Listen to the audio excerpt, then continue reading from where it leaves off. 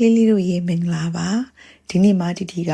ပုံမြင်မပြောပြဘဲနဲ့ကြပြလေးတစ်ပုဒ်ဖတ်ပြမယ်ကြပြလေးရဲ့ခေါင်းစဉ်ကလမ်းလျှောက်ထွက်မယ်လမ်းလျှောက်ထွက်မယ်ဘာတွေ့လဲစိုက်ကားတွေတွေ့တယ်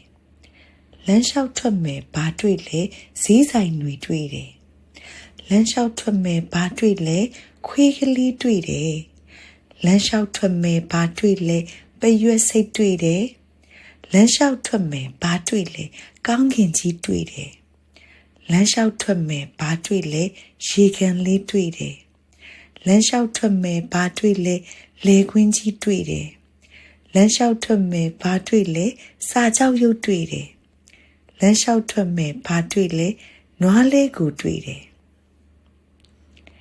ကဲကလေးလေးတွေရောလမ်းလျှောက်ထွက်ရင်ဘာတွေ့လဲဒီမိကွန်းလေးကိုတော့ပုံနှင်းဆွဲပြီးဖြေပေးပါနော်စာရွက်လေးတစ်ရွက်မှာဒါမှမဟုတ်စာအုပ်လေးတစ်အုပ်ထဲမှာလမ်းလျှောက်ထွက်ရင်တွေ့တဲ့ဟာလေးတွေကိုပုံနှင်းဆွဲပေးပါဦးတတာ